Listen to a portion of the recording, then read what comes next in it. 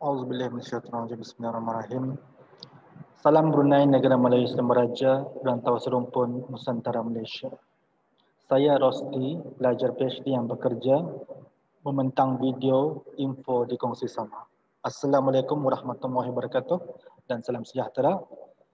Jadi perkongsian video presentasi saya pada hari ini ialah bertajuk Penilaian Kurikulum Syariah bagi peringkat pra-universiti di negara Brunei Darussalam. Saya mulakan dengan petikan titah ke bawah Yang Maha Mulia Paduka Seri Baginda Sultan Haji Hassan Bolkiah Muzaidin wa Daulah, iaitu mengenai dengan Perintah Pendidikan Wajib Agama Wajib 2012, di mana dalam titah baginda ada menyatakan tentang sistem persekolahan agama yang telah dilaratkan di negara Malaysia sudah mencecah 50 tahun kemerdekaan. Tapi undang-undang untuk dikuatkuasakan pendidikan agama wajib itu tidak diketatkan. Jadi bermula pada 1 Januari 2013, setiap kanak-kanak yang beragama Islam yang berumur sekitar 7 tahun adalah diwajibkan untuk bersekolah agama, iaitu dengan mengikuti Akta Perintah Pendidikan Agama Wajib tahun 2012. Jadi dari sana kita ni melihat sejarah ringkas pendidikan agama Islam di negara Brunei Darussalam, di mana ia sebenarnya telah berkembang sejak kedatangan Islam itu sendiri lebih kurang 500 tahun ataupun 5 kurun yang lampau ya. Dan pendidikan Islam secara formalnya di negara Brunei Darussalam ini telah bermula sejak 1930-an lagi, dan salah satu mata pelajaran yang dikenali sebagai mata pelajaran pengetahuan agama Islam telah diajarkan bermula di Sekolah Menengah Samja ataupun Sekolah Menengah Sultan Muhammad Jamal Alam pada tanggal 1 Jun 1965. Dalam laporan Suruhanjaya Pelajaran 1972 pula ada termaktub menitik beratkan pelajaran agama Islam sesuai dengan kehendak perlembagaan. Jadi salah satu intipati perlembagaan Brunei Darussalam pada masa itu, agama Islam dijadikan sebagai agama rasmi negara. Bertitik tolak daripada situ, beberapa falsafah ideologi negara, iaitu diantaranya seperti falsafah Melayu Islam Beraja, di mana negara ini masih mengamalkan sistem pemerintahan beraja dengan Melayu sebagai penduduk yang paling dominan sekali, sementara Islam pula dijadikan sebagai agama rasmi negara.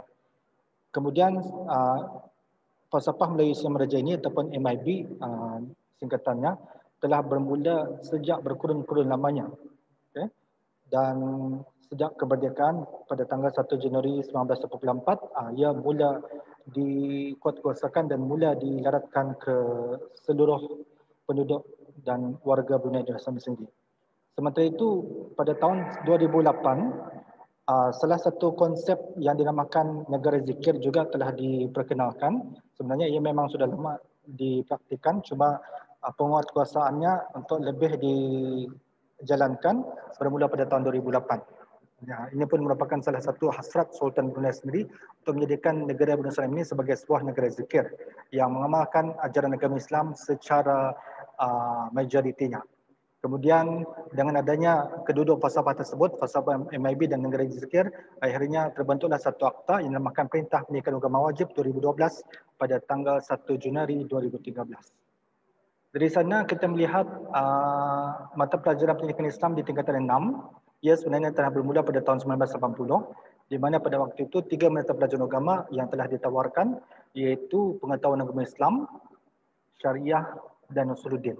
Jadi nama-nama mata pelajarannya ada tertera dalam skrin sana, iaitu pengetahuan agama Islam, kertas 1 ilmu fikih dan tauhid, dan kertas 2 sejarah Islam. Sementara syariah pula 9018 ada 2 kertas, kertas 1 muamalat dan munakahat, kertas 2 sejarah perdagangan Islam dan filsafat. Sementara usuluddin pula dengan kod nombor 9019 ada 2 kertas, iaitu kertas 1 tauhid dan tasawuf, dan kertas 2 ulum Al-Quran, mustalah al-hadis, Al-Quran dan hadis. Jadi ini merupakan mata pelajaran pendidikan Islam yang telah ditawarkan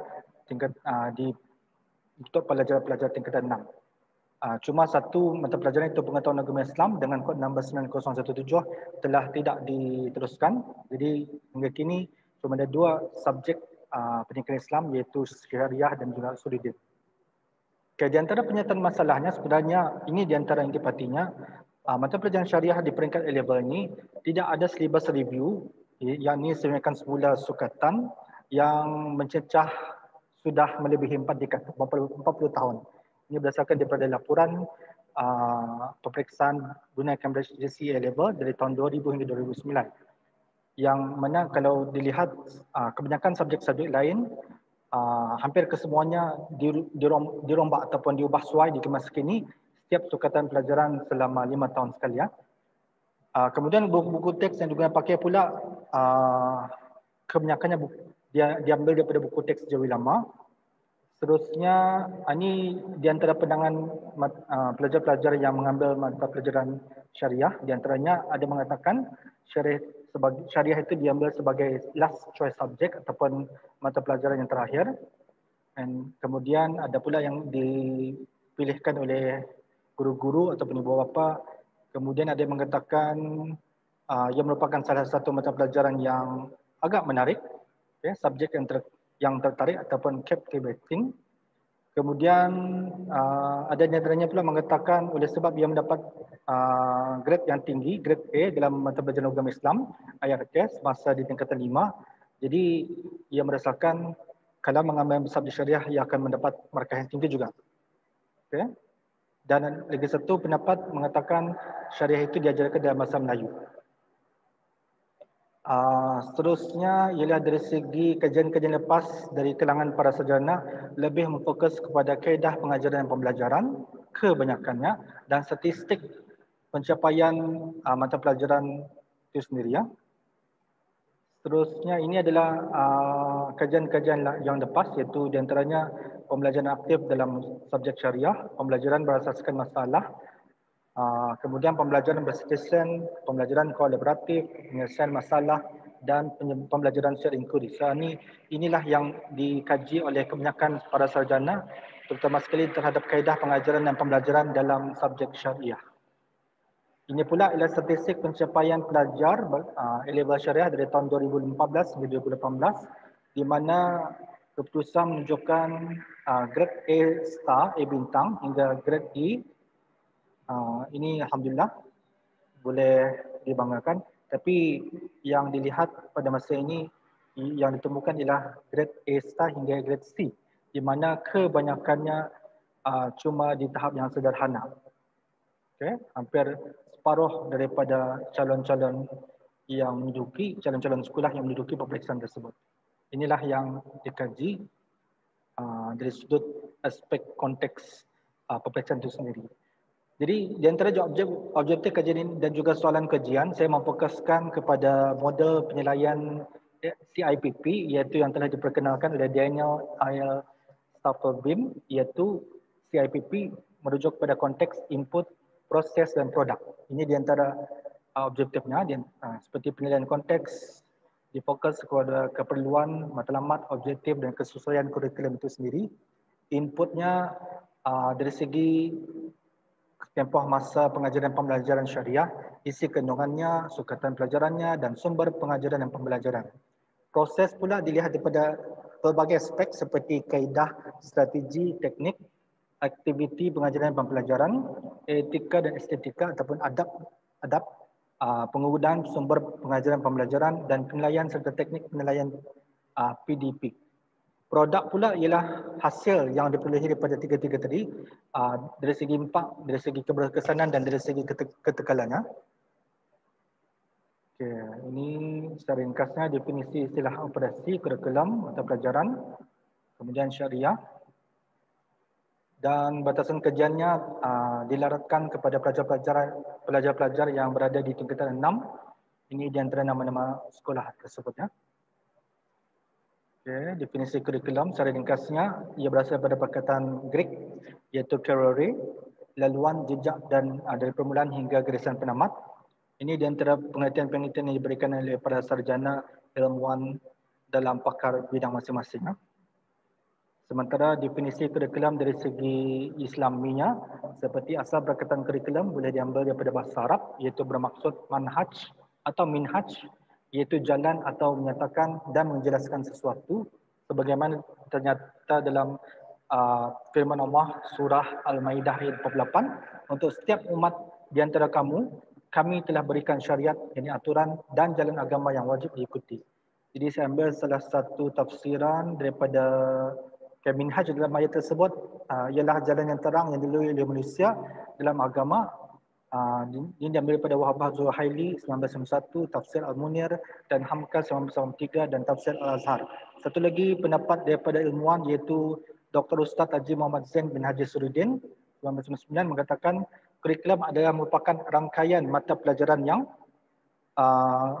menurut peringkat persekolahan bagi mencapai tujuan pendidikan. Okay. Jadi syariah ini secara globalnya iaitu diambil daripada skop yang meliputi iman, konsep iman, rukun iman, Islam, rukun Islam dan ihsan. Okay. Sebagaimana firman Allah surah Az-Zariyat ayat 56, Bismillahirrahmanirrahim. Wa ma khalaqtul jinna wal insa illa liya'budun, dan tidak aku jadikan jin dan manusia kecuali untuk menyembahku, yakni beribadat kepadaku.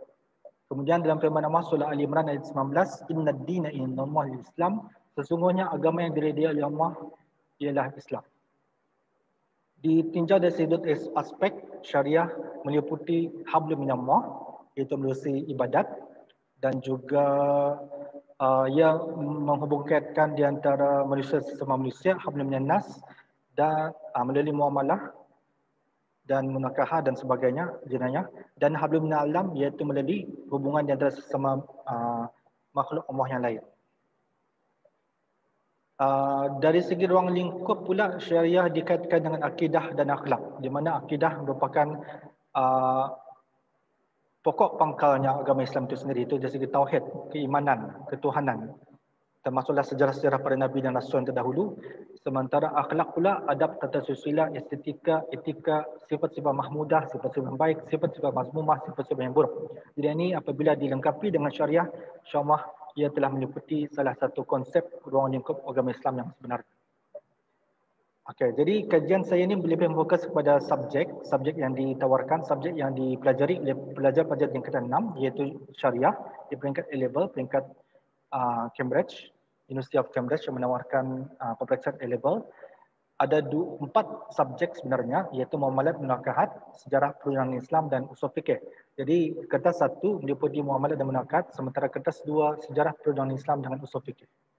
Ini di antara statistik jumlah guru dan pelajar yang mengambil dalam pembelajaran syariah. Kemudian seramai 25 orang guru di 5 buah institusi dengan jumlah pelajar perayu 1-nya 373 dan pelajar perayu 2-nya 335. Jadi merangkumi hampir 800 orang pelajar. Okey, secara ringkasnya metodologi kajian ataupun kaedah kajian yang digunakan pakai ialah reka bentuk kajian secara tinjauan, merangkumi 2 pendekatannya iaitu kuantitatif dan juga kualitatif. Dengan penggunaan model penilaian CIPP, konteks, input, proses dan produk, di mana instrumen kajian terdiri pada soal selidik yang diberikan kepada pelajar-pelajar dan guru-guru, temu bual seramai lebih kurang 5 orang, dan sesi pencerapan dan pemerhatian lebih kurang 3 sesi. Okay.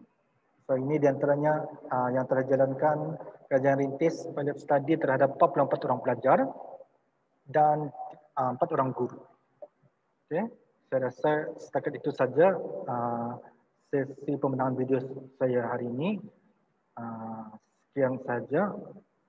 Wabillahi taufiq wa hidayah. Wassalamualaikum warahmatullahi wabarakatuh. Semoga yang memberi manfaat kepada semua. Sehingga berjumpa lagi.